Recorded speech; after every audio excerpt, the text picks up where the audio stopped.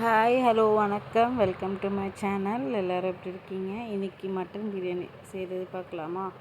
So நான் டபரா எடுத்துகிட்டு பட்டை, லவங்கம், கிராம்பு, ஸோ வெங்காயம் நான் 3/4 கிலோ செய்கிறனால ஒரு 4 வெங்காயம் எடுத்துருக்கேங்க. 4 வெங்காயம் எடுத்து கட் பண்ணி நல்லா சாட்டே பண்ணிக்கோங்க. எவ்வளோக்கு எவ்வளோ வெங்காயம் நீங்கள் வதக்குறீங்களோ அவ்வளோக்கு அவ்வளோ உங்களுக்கு வந்து டேஸ்ட்டு கிடைக்குங்க. ஸோ வெங்காயம் இஸ் த மோஸ்ட் இம்பார்ட்டன்ட் இந்த மட்டன் பிரியாணிக்கு வந்து டேஸ்ட்டு கொடுக்குறது. ஸோ அதை நல்லா வதக்கிக்குங்க. ஸோ உப்பு கொஞ்சம் போடுங்க. உப்பு ஆட் பண்ணிங்கனாலும் சீக்கிரம் வதங்கிடும். ஸோ நீங்கள் பாத்திரத்தை வந்து மூடி க்ளோஸ் பண்ணி ஓப்பன் பண்ணி கொஞ்சம் செஞ்சிங்கன்னா உங்களுக்கு சீக்கிரமாக வெங்காயம் வதங்கிடும். அதுக்கப்புறமா பிரியாணிக்கு தேவையான ஒரு 2 ஸ்பூனு இஞ்சி பூண்டு பேஸ்ட்டு போட்டு ஆட் பண்ணியிருக்கேன். ஸோ நீங்கள் உங்கள் பிரியாணிக்கு ஏற்ற மாதிரி ஆட் பண்ணிக்கோங்க. நான் வீட்டிலையே தனி மிளகாய் தூள் அரைச்சிருக்கேன். அதையே வந்து ஆட் பண்ணி ஒரு 1.5 ஸ்பூன் மிக்ஸ் பண்ணியிருக்கேங்க. ஏன்னா இந்த ஸ்டேஜில் ஆட் பண்ணிங்கன்னா கலர் கொடுக்கும் பிரியாணிக்கு. நீங்கள் கலர் பவுடர் ஆட் பண்ண தேவையில்லை.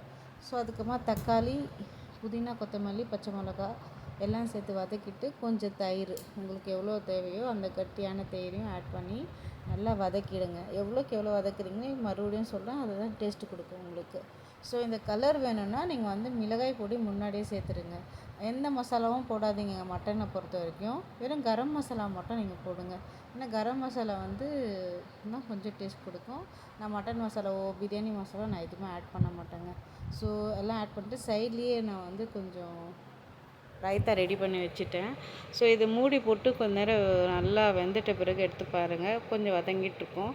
ஸோ நான் சைடில் ரெடி பண்ணி இந்த மட்டனை வந்து வேக வச்சு எடுத்துருந்தேங்க. அதையும் கொஞ்சம் மிக்ஸ் பண்ணி ஆட் பண்ணிக்கிறேன். இது நல்லா கோட் ஆகட்டும் அந்த மசாலா கூட. நல்லா இதை வந்து மிக்ஸ் பண்ணுங்கள். எவ்வளோக்கு எவ்வளோ நீங்கள் மிக்ஸ் பண்ணுறீங்களோ அந்த மசாலா ஃபுல்லாக அந்த மட்டனில் இறங்கி நல்லா ஜூஸியாக உங்களுக்கு வந்து டேஸ்ட்டு கொடுக்கும். ஸோ நல்லா வதக்குங்க. ஏன்னா இதுலேருந்து எண்ணெய் பிரிஞ்சு வரணும் உங்களுக்கு. மட்டனை பொறுத்த வரைக்கும் மசாலா ஆட் பண்ணக்கூடாது. ப்ளஸ் ரொம்ப லோ மசாலா இருந்துச்சுன்னா பிரியாணி வந்து ரொம்ப டேஸ்ட்டு கொடுக்கும். ஓகேவா? ஸோ இப்போவே பார்த்தா தெரியும் உங்களுக்கு. அந்த கலர் வந்து நல்லா வந்திருக்கு. ஸோ நான் வந்து க்ளோஸ் பண்ணி மறுபடியும் ஓப்பன் பண்ணி பார்க்குறேன் அது வந்து நல்லா வெந்திருக்கான்ட்டு. ஸோ இது பிட்வீனில் வந்து நான் வந்து கொஞ்சம் எவ்வளோ அரிசிக்கு தண்ணி வேணுமோ நான் மெஷர்மெண்ட் பண்ணுறது மறந்துட்டேன். ஸோ இதில் ஆட் பண்ணவும் மறந்துட்டேன்.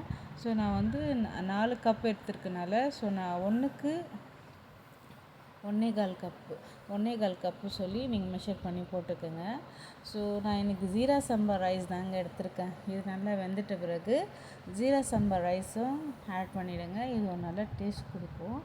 ஆனால் இந்த ஜீரா சம்பா ரைஸில் பொறுத்த வரைக்கும் என்னென்னா உங்களுக்கு வந்து கொஞ்சம் பக்கத்துலேயே இருந்து செய்கிற மாரி தாங்க இருக்கும்.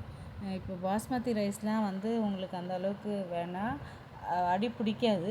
பட் ஜீரா சம்பா ரைஸ் மட்டுமே அடி பிடிக்கும் உங்களுக்கு.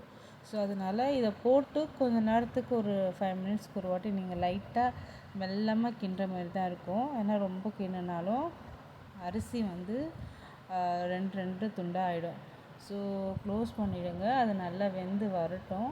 ஸோ அரிசி போட்ட பிறகு எவ்வளோ உங்களுக்கு உப்பு தேவையோ அதையும் செக் பண்ணி போட்டுக்குங்க. ஓகே, இப்போ பாருங்கள் இந்தமாரி கண்டிஷன் வந்து அது நிற்கிது. ஸோ ஒயிட்டாக தான் இருக்கும். இந்த ஸ்டேஜில் வந்து பிரியாணி ஒயிட்டாக தான் இருக்கும். ஸோ அதுக்கப்புறமா நீங்கள் கலர் தேவையில்லைங்க. நீங்கள் இப்படியே விட்டுருங்க. அது நல்லா பாயில் ஆகிட்டு வெந்து வந்துட்ட பிறகு அதோட அரோமாவும் ப்ளஸ் அந்த கலரும் வந்து சேஞ்ச் ஆகிடும். ஸோ நான் வந்து தவா வச்சுட்டு இதை வந்து தம் போட்டு எடுத்துட்டேங்க. இந்தமாரி தான் இருந்துச்சு. ஸோ பாருங்களேன், பிரியாணி வேறு லெவலாக இருந்துச்சு. இந்த கறி பாருங்கள் எவ்வளோ அழகாக நம்ம எடுத்தால் வரணும். அது எவ்வளோ அழகாக வருது பாருங்கள். நல்லா வெந்திருக்குங்க கறி. ஸோ இந்தமாரி ஸ்டேஜில் நீங்கள் தம் போட்டு எடுத்துகிட்டு வீட்டில் சர்வ் பண்ணிங்கன்னா எல்லாம் என்ஜாய் பண்ணி சாப்பிடுவாங்க. எப்படி இருந்துச்சுன்னு கமெண்ட் பண்ணுங்கங்க.